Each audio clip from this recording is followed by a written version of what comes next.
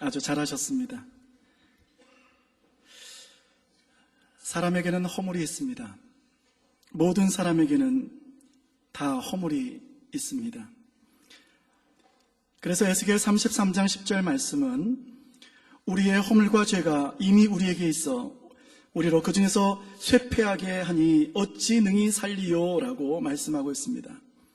이사야 59장 12절 말씀 역시 대저 우리의 허물이 주의 앞에 심히 많으며 우리의 죄가 우리를 쳐서 증거하오니 이는 우리의 허물이 우리와 함께 있음이라. 우리의 죄악을 우리가 아나이다 라고 말하며 모든 인생들이 허물로 인해서 연약한 인생을 살아갈 수밖에 없다라고 단정지어 이야기하고 있습니다. 허물 많은 사람들끼리 모여 사는 그런 세상이다 보니까 참 모든 것이 불완전할 수밖에 없습니다. 탈도 많고 문제도 많이 있습니다. 이런 허물 많은 인생들이 살아가는 이 세상이기에 우리 주님이 이 땅에 오신 줄 믿습니다. 이사야 53장 5절 말씀, 그가 찔림은 우리의 허물을 인함이요 라고 말씀하고 있지 않습니까? 우리 주님이 허물 많은 인생들의 모든 짐을 대신 지시고 십자가에 찔리시기 위하여 이 땅에 오신 것입니다. 그리고 그 주님께서 부활하신 이후 제자들에게 나타나셔서 허물 많은 인생들이 이 땅 가운데서 잘 살 수 있는 인생의 법칙 몇 가지를 알려주셨습니다. 요한복음 20장 23절 말씀을 통해서는 서로 용서하라고 말씀하셨습니다. 누가복음 6장 37절 말씀을 통해서는 서로 비판하지 말라고 또 우리에게 권고하셨습니다. 그리고 오늘 본문의 주제라고 할 수 있는 이 허물과 관련하여서 우리에게 주님이 말씀하고 있습니다. 잠언 17장 9절 말씀입니다. 허물을 덮어주는 자는 사랑을 구하는 자요 그것을 거듭 말하는 자는 친한 것을 이간하는 자니라 말씀하셨고, 베드로전서 4장 8절 말씀, 우리 옛날 성경 개역 한글에는 사랑은 모든 허물을 덮어주느니라 그렇게 말씀하고 있습니다. 우리 모든 사람들에게 있는 이 허물의 문제, 우리 주님이 뭐라고 하셨다고요? 따라합시다. 덮어주라. 뭐가 불만이라서 그렇게 목소리도 작고 그렇습니까? 큰 소리로 말씀하십시오. 덮어주라. 가늠하다가 잡혀온 한 여인이 있습니다. 아마 먹고 살기 힘들어서 도무지 다른 방법이 없었길래 아마 몸을 팔아가며 그 질긴 목숨 연명해 왔던 것 같습니다. 그러다가 잡혀왔습니다. 사람들은 율법을 들먹이면서 욕을 해댑니다. 그녀를 더러운 년이라고 이야기합니다. 그리고 그녀를 비난할 뿐만 아니라 돌을 들어서 그녀를 쳐 죽이려고 했습니다. 그러나 주님은 그렇게 하지 않았습니다. 그 여인을 비난하지도 정죄하지도 않았습니다. 그저 측은한 모습으로 바라보시면서 두 번 다시는 죄를 범하지 말라고 그에게 당부하셨습니다. 여러분, 비난하며 욕하는 것, 정죄하며 돌로 치는 것은 쉬운 방법입니다.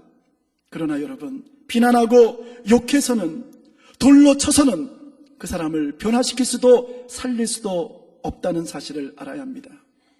품어주고 용서하고 껴안아주고 그 사람의 허물을 덮어주면 그 사람은 변화하는 줄 믿습니다.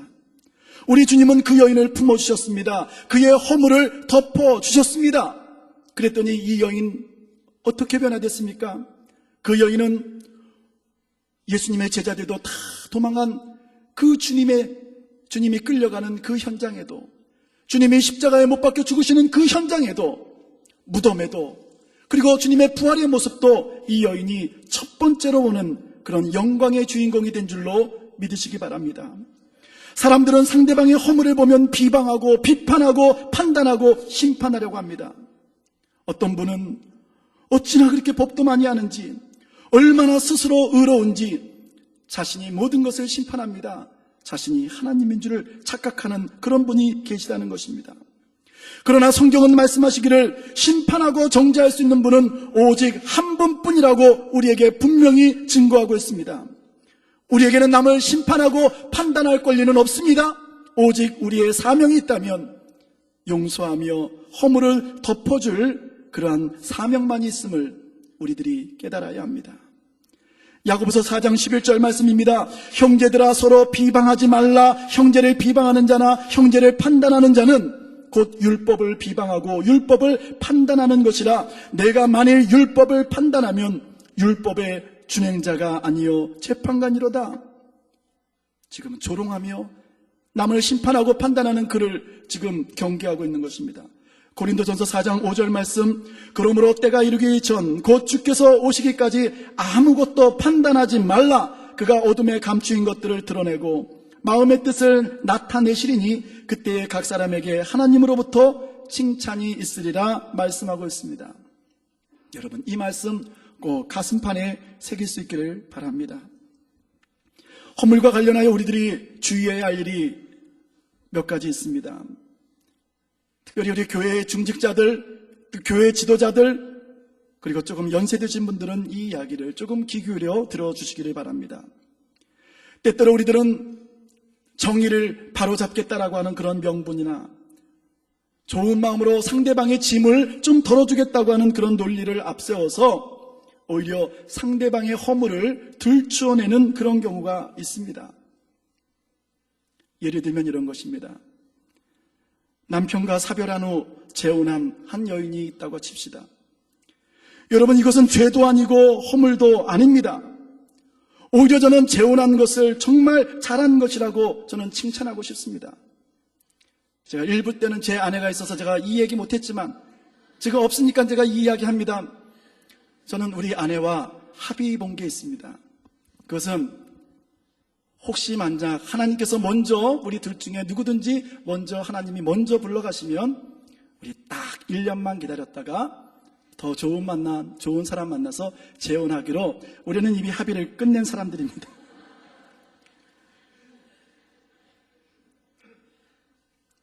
그렇다고 제 아내한테 찾아가가지고 또 뭐 따지고 그러지는 마시기 바랍니다.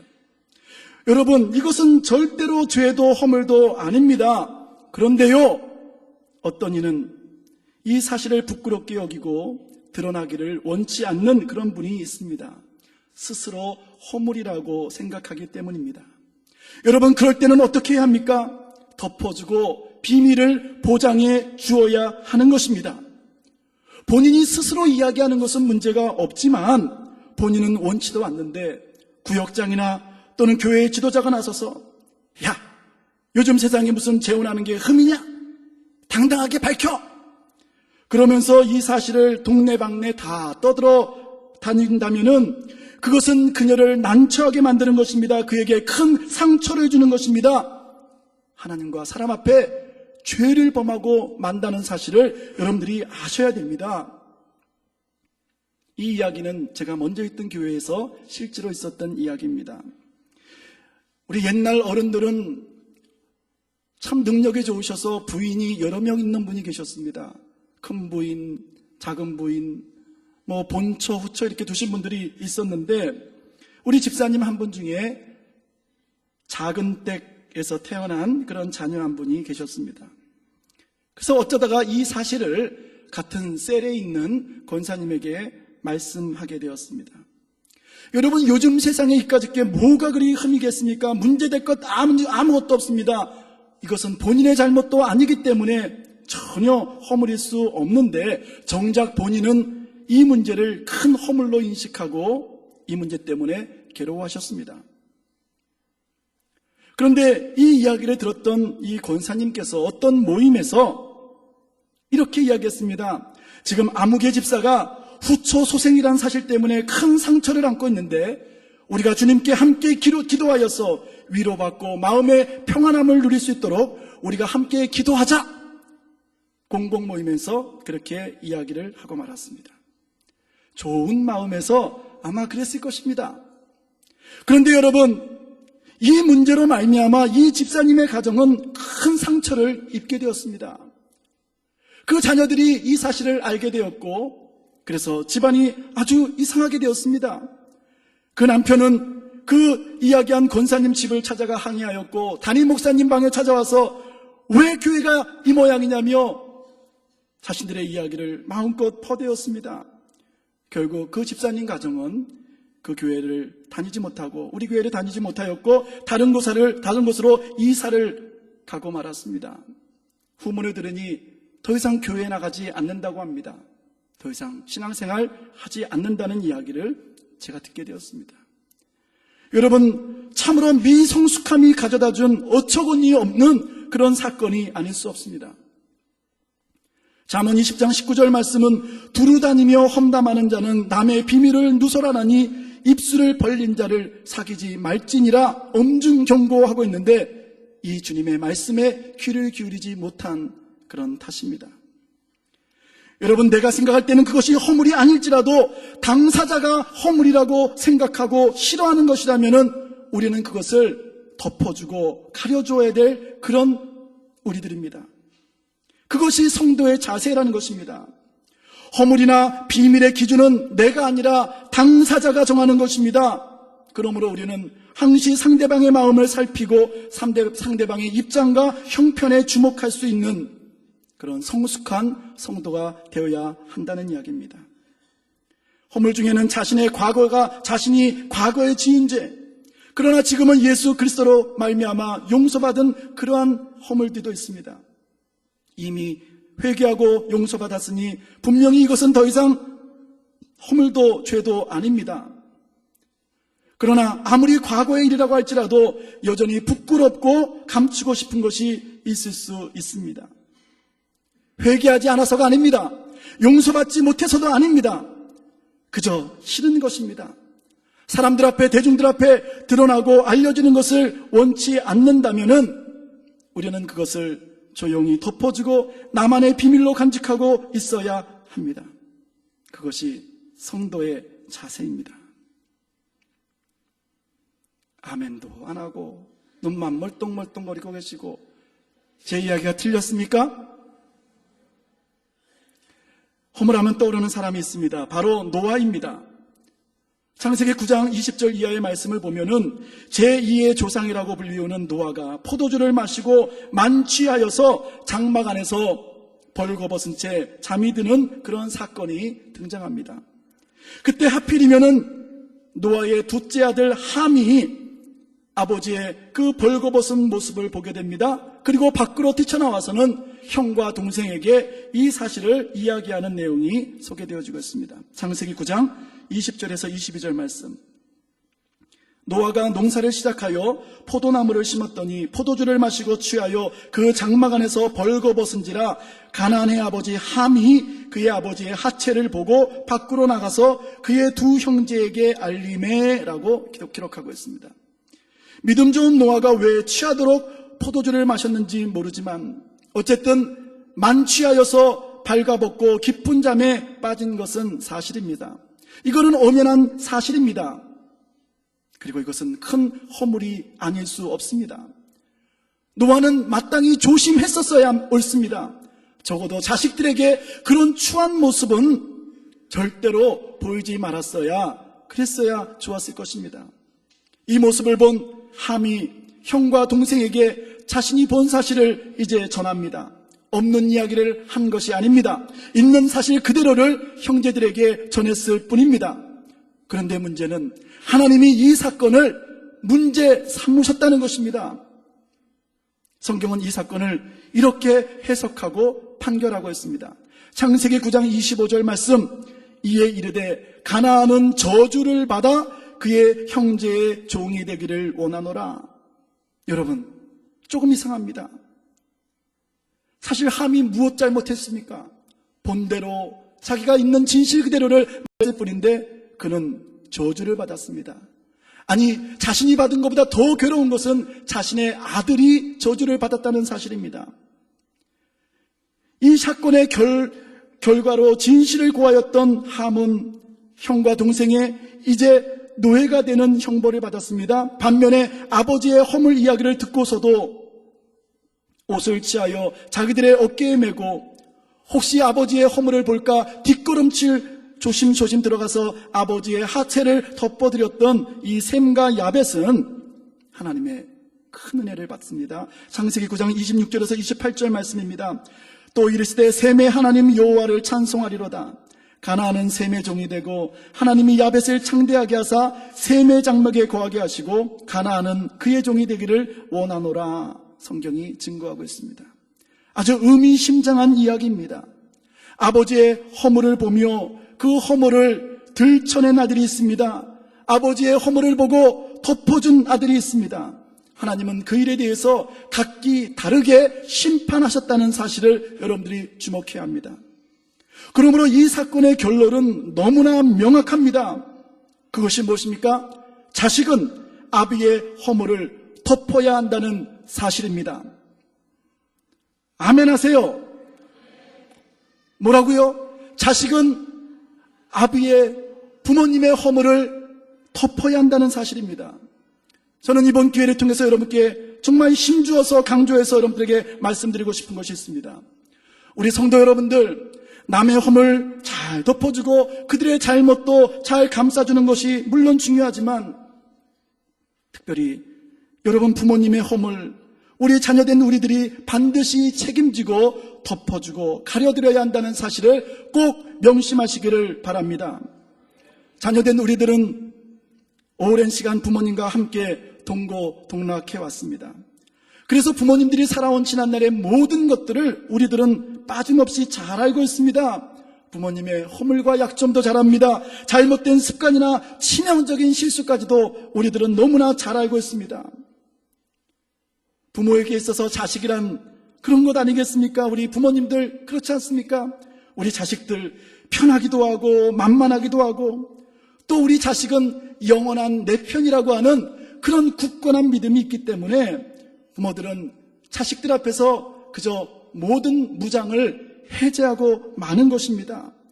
그러다 보니까 좋은 모습, 나쁜 모습, 점잖은 모습, 망측한 모습, 오직 가족들에게만 드러낼 수 있는 만 가지 행태를 다 드러내고 마는 것입니다. 그것이 어디입니까? 그것이 바로 가정입니다. 그러니 자식들은 부모님의 모든 허물을 다 알고 있는 것 지극히 당연한 것입니다. 여러분, 제가 여러분 앞에서야 이렇게 점잖하게 이렇게 있지만 제가 집에서도 그럴 것 같습니까? 안 그렇습니다. 여러분 몰래 카메라로 제가 우리 집에서 있는 모습 보면 여러분 제 설교 들을 사람 아무도 없습니다. 우리 자녀들 제 모습 다 알고 있습니다. 그러니 자녀들이 맘먹고 부모님들의 부끄러움과 수치를 다 드러내겠다고 결심한다면은 이 자리에 앉아있을 수 있는 부모들은 한 사람도 없는 것입니다. 이 무슨 이야기입니까? 자녀들은 부모님의 허물을 덮어주고 감싸주어야 한다는 것입니다. 만약에 부모는 자식의 허물을 까발리고 자녀들은 부모님의 또 그 모든 허물을 또 부모는 자식들의 모든 잘못된 것을 다 까발린다면 그 가정이 무엇이 되겠습니까? 그러므로 우리 자녀된 여러분, 이 이야기를 잘 들으십시오.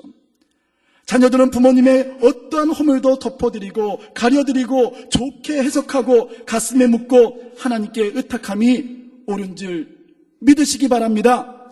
큰 소리로 아멘 하시기 바랍니다. 어떤 사람들 보면요, 자신의 지난날의 간증 이야기한다면서 부모님의 온갖 허물을 다 드러내고 공개 석상에서 부모님의 치부를 다 까발리는 그런 사람들이 있는데 나는 그것 절대로 잘못되었다고 생각하는 사람입니다. 그런 간증이면 멈춰야 합니다. 부모 잘못 들춰내지 않고서는 도무지 은혜로운 간증할 수 없는 그따위 간증이라면 하지 말아야 합니다. 부모된 자가 스스로 나에게 이러한 허물이 있었습니다라고 고백하는 것은 아무런 문제 없지만 자녀된 제가 그러는 것은 절대로 하나님이 기뻐하시지 않는다는 사실을 여러분 분명히 깨달으셔야 합니다. 자녀의 도리는 오직 하나입니다. 부모님을 공경하고 사랑하고 잘 섬기는 것, 그것뿐입니다. 이유가 따로 있을 수 없습니다. 하나님의 명령은 오직 내 부모를 공경하라고 하는 이 외마득뿐임을 여러분 분명히 명심하시기를 바랍니다. 어디 부모님께만 그래야겠습니까? 우리 교회에 계신 어르신들께도 마찬가지입니다. 여러분 여기 계신 이 백발이 되신 어르신들이 안 계셨다면, 우리 앞에 안 계셨다면은 절대로 우리는 이 자리에 서 있을 수 없습니다. 그러므로 우리 후배들, 젊은 세대들은 기성세대니 어쩌느니 저쩌느니 이런 이야기 더 이상 해서는 안 됩니다. 그저 사랑으로, 은혜로 덮어드리고 사랑과 공경으로 어르신들 잘 모시고 생활하면 하나님은 그 모습을 기뻐하시는 것입니다. 그러한 교회에 하나님은 큰 은혜와 복을 내리시는 줄 여러분 꼭 믿으시기 바랍니다. 우리는 서로를 덮어주고 서로를 이해하고 용납하며 그를 위하여 기도하며 그저 못난 사람들끼리, 허물 많은 사람들끼리 함께 아름다운 신앙의 길을 걸어가는 것, 그것이 우리가 마땅히 해야 할 성도의 도리인 것을 여러분들이 꼭 기억하시기를 바랍니다. 또 중요한 이야기 하나를 하겠습니다. 민수기 12장 1절 말씀에 보면은 이스라엘의 민족적 지도자였던 모세가 이방 여인 굿수 여자를 취하는 사건이 나옵니다. 이 사건으로 인해 모세의 누이 미리암과 형 아론이 모세를 비방하는 일이 벌어졌습니다. 제가 한번 읽어드리겠습니다. 모세가 굿수 여자를 취하였더니 그 굿수 여자를 취하였으므로 미리암과 아론이 모세를 비방하니라 이야기하고 있습니다. 굿수는 지금의 예멘이나 이디오피아 쪽에 있는 사람을 말합니다. 아마 그렇으므로 아마 이 여자는 흑인이었을 것 같습니다. 모세가 이방 여자를 취한 것은 분명히 잘못이고 큰 허물이 아닐 수 없습니다. 따라서 미리암과 아론이 모세에게 그 잘못을 지적한 것은 너무나 지당한 것이고 잘한 일입니다. 그런데 문제는 그 다음에 벌어지고 말았습니다. 여러분 신명기 12장 2절 말씀 보십시오. 그들이 이르되 여호와께서 모세와만 말씀하셨느냐 우리와도 말씀하시지 아니하셨느냐 하매 여호와께서 이 말을 들으셨더라 라고 성경이 증거하고 있습니다. 이 말씀은 우리가 조금 신중하게 주의 깊게 살펴볼 만한 그런 말씀입니다. 하나님이 위에 세워진 영적 지도자인 모세는 정말 신중하고 또 신중했어야 옳습니다. 그 누구보다 거룩하고 성결하여서 모든 백성들에게 사랑과 존경받았어야 마땅했던 그런 인물입니다. 그런 모세가 어떻게 이방 여인을 취할 수 있습니까? 그는 입이 10개라도 100개라도 할 말이 없는 것입니다. 지금 같았으면 아마 교회가 제정한 교회법에 따라서 이 모세는 징계받아 마땅합니다. 그런데 여러분 우리가 여기서 주의해야 될 점이 하나 있습니다. 이 문제 잘못 따르게 되면은 사단이 개입한다는 것입니다. 그래서 교회 공동체가 큰 어려움에 처할 수 있다는 사실을 여러분들이 기억하셔야 됩니다. 이번 사건을 보니까 이미 사단이 개입하고 말았습니다. 여러분 지금 미리암과 아론은 모세의 허물을 지적하면서 이렇게 이야기합니다. 여호와께서 모세와만 말씀하셨느냐 우리와도 말씀하지 아니하셨느냐 그렇게 말하고 있는데 이 말은 틀린 말입니다. 모세오경 어디를 보아도 하나님께서는 오직 모세와만 말씀하셨습니다. 오늘 미리암과 아론에게 음성을 들려주신 것은 바로 이 사건 때문이지 그전에는 한 번도 그들에게 말씀하신 적이 없습니다. 그들은 오직 모세에게 들려주셨던 그 하나님의 음성을 모세의 입을 통해 그동안 들어왔을 뿐입니다. 근데 지금 이 미리암과 아론은 우리와도 말씀하시지 않았느냐 그렇게 이야기하고 있는 것입니다. 하나님께서 모세와만 말씀하신 이유가 있습니다. 그것은 영적 권위와 질서를 위해서였습니다. 그 당시의 분위기로 보면은 질서가 무너지면 모든 것이 엉망이 되기 때문에 하나님께서 모세와만 말씀하셨던 것입니다. 에베소서에 보면은 남편은 아내의 머리라고 그렇게 못 박아 이야기하고 있습니다. 이 시대에 대단히 불합리해 보이는 그런 이야기이기도 하지만 가정의 질서를 위해서는 꼭 필요한 부분이기에 하나님께서 이러한 명령을 우리에게 하신 것입니다. 그러니까 여러분 이 미리암과 아론이 말한 이 말의 속뜻은 이것입니다. 모세가 이런 허물과 실수를 범한 이상 더 이상 그를 영적 지도자로 인정할 수 없다. 나라고 모세와 다를 게 무엇이냐? 이제부터 내가 영적 지도자 그 노릇하겠다 그런 뜻입니다. 그러한 희망을 무의식 중에 지금 내비치고 있는 것입니다. 성경은 이 사건을 하나님께서 매우 구체적이고 심각하게 다루고 있다는 것을 말씀을 통해서 우리에게 증거합니다.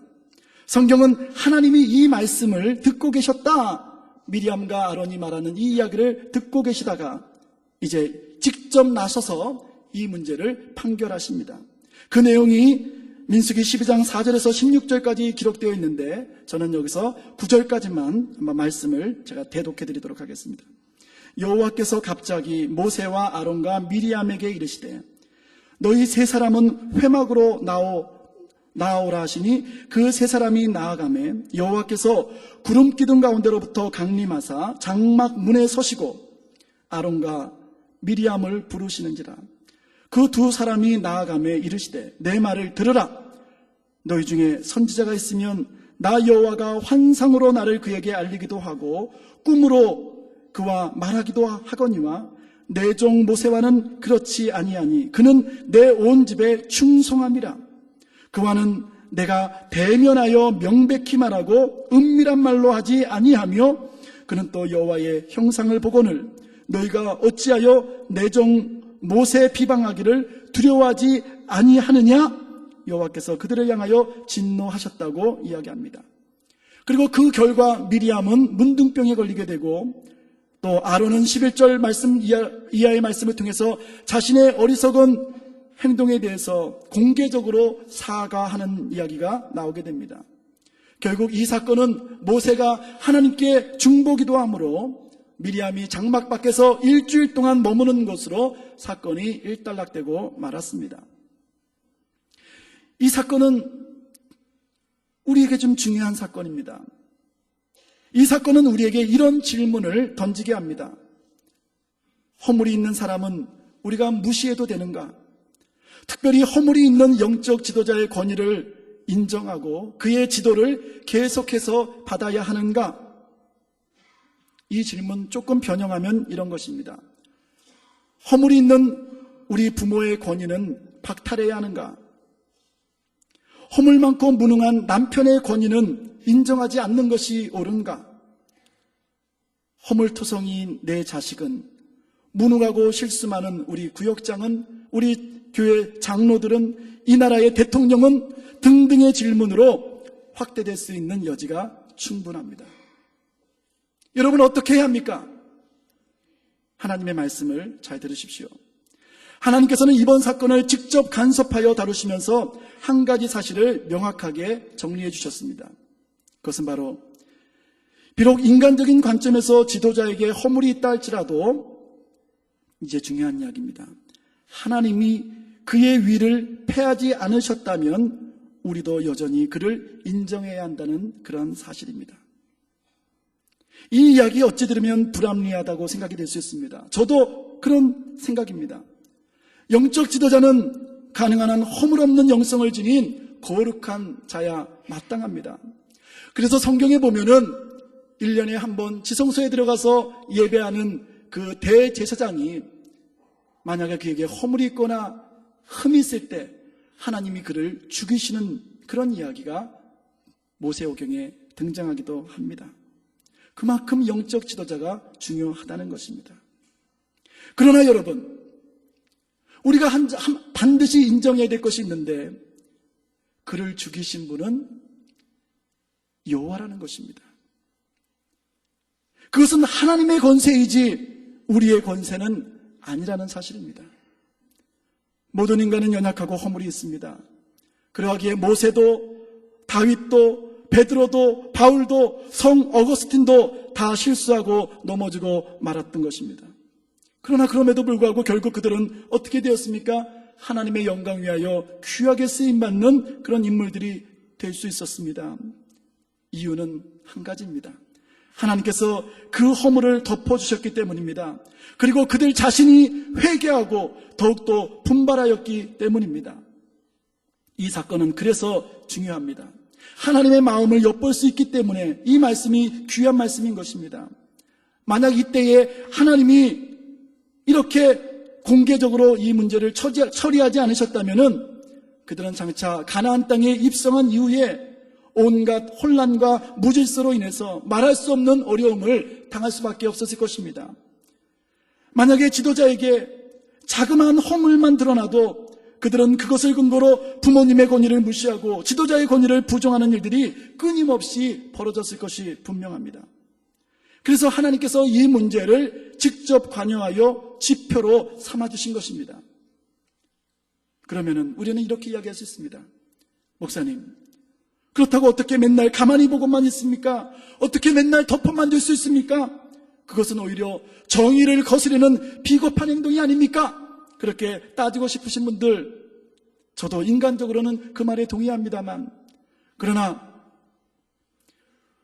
우리는 살아계신 하나님을 믿고 허물 있는 지도자를 포함한 모든 사람들, 그들 하나님 처분에 맡겨야 합니다.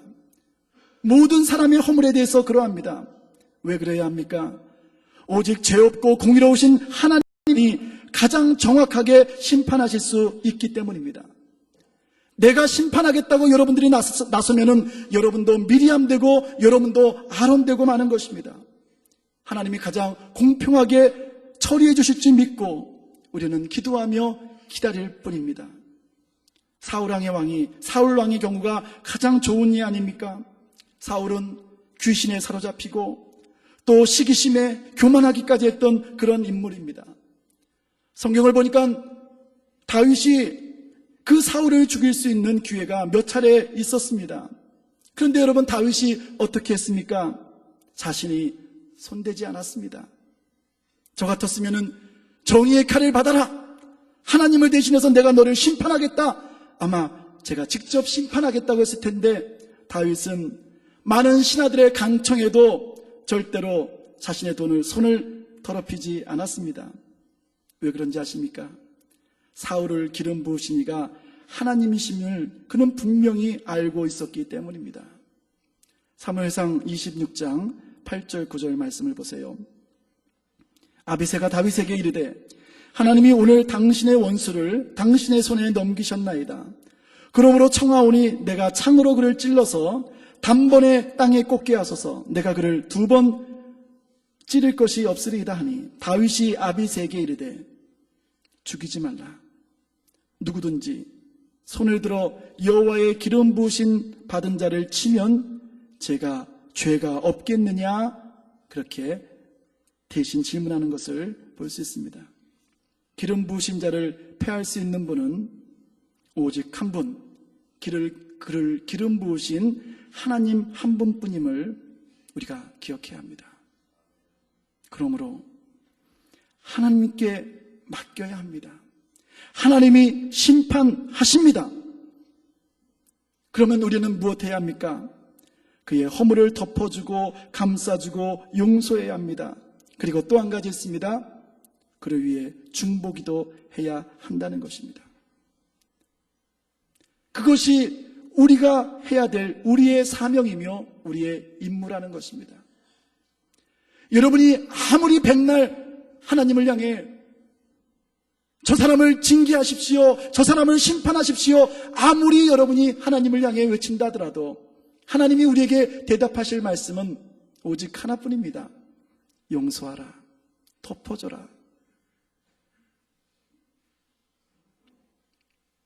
하나님이 살아계시기 때문에 하나님이 가장 공의롭게 심판하실 것을 여러분들을 믿으시기 바랍니다. 어떤 사람이 이렇게 또 이야기할 수 있죠. 목사님, 모든 허물을 다 덮어주면 우리 공동체가 어떻게 되겠습니까? 저에게 따지고 싶으신 분들, 저는 그분에게 다시 질문하고 싶습니다. 왜 그걸 우리가 염려합니까? 이 세상의 주인이 하나님이시라는 것을 절대로 잊지 마십시오.